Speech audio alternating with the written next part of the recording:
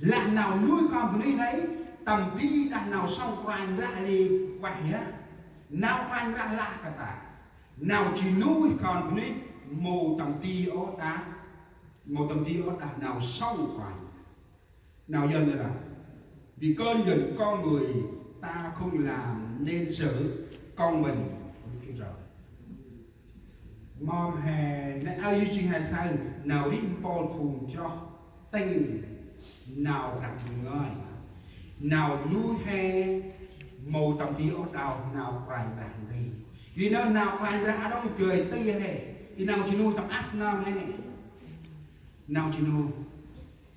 hai cái nòng nhỏ thơm chỉ thì mà chỉ ô chỉ sai cả rồi hai nào chỉ nuôi hay ác nam hay thì hai nhỏ rồi mà chỉ chỉ nào tai cả là hai nhốt nào hay chỉ nuôi cũng tầm premier non ngân nào tầm nuôi ngã là hôm kia tròn niên chung nó thì là tầm chào một bạn cái là hành là con hè tên là con hè phải mở từng mà ra để cha đi mà là con từng này hành lục ro để làm việc này mà ra là bà chỉ là tôi chỉ hơi tất là nằm tàu nằm rù này thì lâu tao muốn chỉnh làm sao là con hay chỉ dùng cái tập lục là cái lúc đấy một là ta đặt môi đấy thì nghe công trò với hai con em nữa không ai tầm mập vừa là cụ thủ bón ta premier mà không cụ thủ bón bò là Simon Street bò là Freedom Drive vùng ao Matthew vùng ao mong của Pineville hết anh nó mà đi tập tròn thế này khu vườn anh không bỏ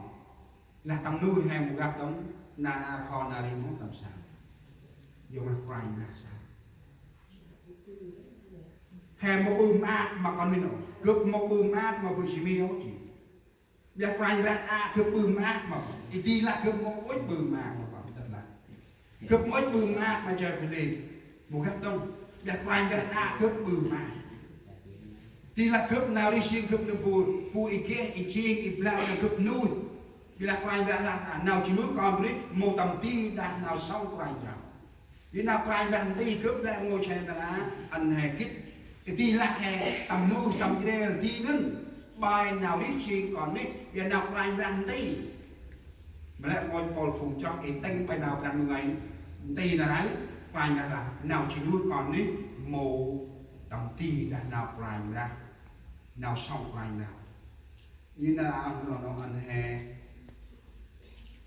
mua xong học chân quay ra tí bò phùng cho tầm rồi suốt nào thôi không ngồi chết trong chiếc mà xin lạc à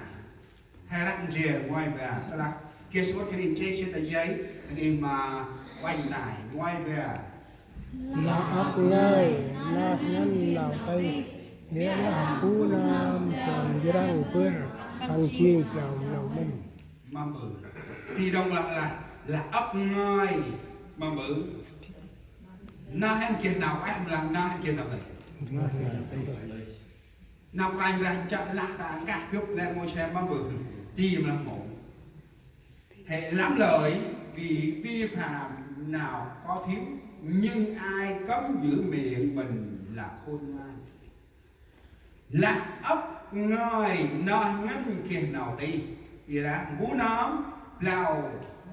nhắn vơ vắng chỉ nào đẳng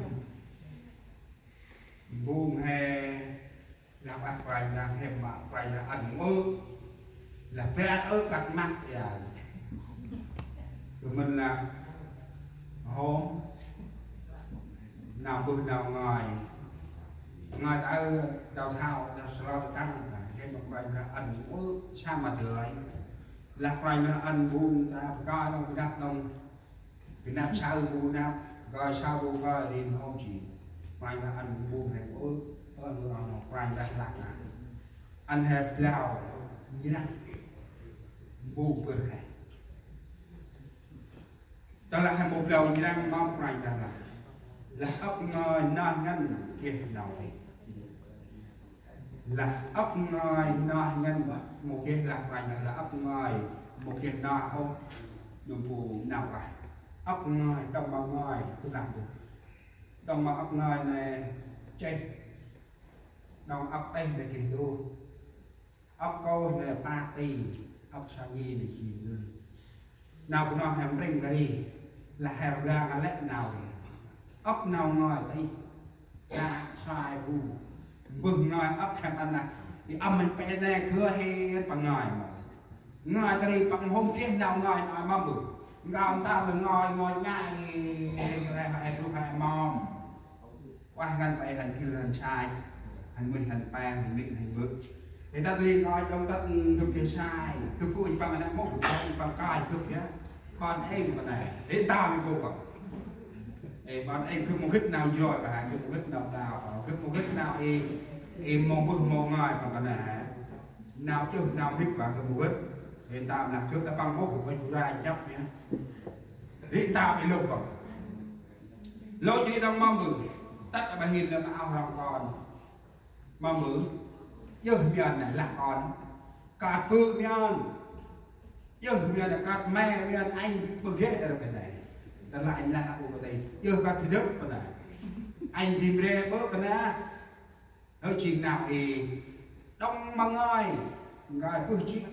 tắt chưa cái sai thì tắt đi mà ao lòng còn nào quay ra là ấp ngơi nai ngăn kia nào quay lên ăn lẽ ngồi phé nhặng vùng vượt hè sắm tu na đã đi ý ngơi hay ngồi đã đi ý ngơi hay ngồi đã đi hay tầm ngơi hay tầm ngơi đợi một tầm đi hẹp ra và chừng nhặng vùng vượt này con xem ra hồi được nhặng hôm hơi tròn buông không lại mặc mình ngay giang hôm nghìn hôm mặc mình ít giang hôm chừng chón tan tóc mẹ giang hôm trong mắt mong đưa về quay nào quay ra là giang hôm trong vườn này ta phú nào plao in giang thì vườn buông ngay cứ đi ra quay ra là plao mình tức là một người khôn giữ miệng mình là cái lời gọi là người khôn ngoan hay ra trong đùi con chích mập ham nào hồn với chích ham trong chích ba đồng hay ra tài được ta trong cái nàyเราละบ่ให้ฮอดจักรอในจริงเราลุกมั่งจรีปิ้งไปปูเรามือปะไหน là do họ giặt lò nào phải là trả lời trước khi nghe đó là gì mà phụ hạ cơn ngoi hẹn ngoi đó phụ đó hay là cha tiền ra ở bạc bên bù lại đi thật ao đó sao mà nghe mấy ăn hàng quá hả sao mà ai ăn hàng quá hả ngoi anh này gần ông đâu ngoi bây giờ coi qua nè phụ ra là cái cha tiền ra bạc bên bù thì pha đó là sao được làm mà mấy anh là ai nô giống là tơ lá lo tơ lá mà bự tơ ra tơ là ro họ chặt nào phải ra là mà bự nay chỉ nào lúc mơ chỉ đi bị pren mà bú nấm bự gần này là nào cô ấy họ tăng có hay lắc ro chỉ nào phải là ô qua là hay chừng cụ lúc của mình thì bự này bự chỉ ít mà hay đó giờ là nào cô ấy họ kích khi cho mà đi mà thấy hay ta quăng ra ngoài dân nào phải là cái này bự gần đấy cụ bự đi đây là đâu nếu như chúng tôi xuất nào đang người nào hốt ngồi chích màu hàm trong chích màu vàng để học anh tâm tư ai cho anh từ về cứ về đông mà nằm nơm lý tinh nào rằng dùng người đi nào giờ là người sống theo lời Chúa dạy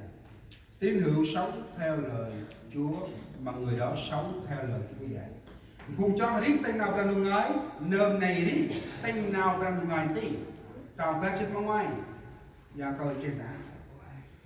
bố điจะลายหอมเล็กหนาบบ้อยคดีเล็กหนาวมิกไม้โอมเอ nhốt nuôi năm mà tức là bán sắp chơi nào ngói họ tam chí tâm thần mày chỉ nào ngói chơi tâm mặt lai quyền thần mày nớm rí tên nào về dùng ngói tí nớm này mắc bằng chiến lai trả lời lẽ nào mong nào nào bất bay nớm rí tên nào về dùng ngói tí bằng trả lời lẽ nào bất bay lẽ nào hít bài y hồn e tầm vòng này yêu chi tờ lá tu hay phùng cho rí một tên nào ra đồng ngài tí bằng một hai chả ôn nào bớt nào hít mai bằng một hai chả ôn nữa bằng rí nông vụ rí tầm nào bớt bài rí tầm nào hít mai chỉ qua bằng một hai nhốt nuôi năm mà thức rồi bạn khi mà sắp chơi nào ngoài nớm rí tên nào bằng ngày tí bằng nào phải đã lạc à nhột nuôi năm mâm nuôi năm bằng không ai nuôi năm ở bài trong nào bằng nuôi năm cái lạc là thức rồi ra nuôi năm mà bự nuôi năm mà thức rồi ra yêu sóc nào lạc ngoài bằng ó không yêu nuôi năm bị hát bị trai đây chỉ chú hay cùng cho rí tên nào ra ngoài thì chân phải là coi phù tròi xong đây cướp bị lệ ngôi phù hai chỉ coi chỉ qua chỉ ọc chỉ nấu theo anh cho ra bê sinh về anh bư họ tên nào ngơi lời cái nòng giác chỉ đi đơm mà hai nào đây chỉ tơ lá lẽ ngôi sai ra anh nó phù cho hai mặt ngoài ra đó là hè một bước bài nào nói hè cái nòng tăng thơm nào buồn ly tăng thơm nào buồn cả biết hè nào màu sắc đó màu tươi đó chỉ đi màu bư cái nào nửa này cái nòng lắm nửa cái nào thơm cực trọ đó cực tăng đó chỉ nào buồn ly nhà nào đi xin hè boy nào đi xin buông cái này mắm phải ra buông cái này mắm phải ra trong số Ezekiel một bài chín ba tròn bài chín trong số Ezekiel chạy cái nào hè rắc chung ngoài ra chi là ăn nó cũng là bằng chi nhớ làm cú nam quên lệ chi nào ngày đặt man chi rồi quên lên một vị một lòng tăng thì chơi thì nhớ là ăn không ăn chỉ đi này cái nào phải đáp tầm Amen các bạn quan ra mình là lại làm học luôn lại ra con ok yeah in Joseph Ezekiel này Joseph Ezekiel là còn làm Paul khẩn bằng ngũ ấy lẽ mà phù lẽ mà Paul tắt mà mày bọn làn cướp cút ta nạp mày chỉ đi dắt nào mày lắc mà bự Paul khẩn bằng ngũ ấy lẽ mà phù lẽ mà Paul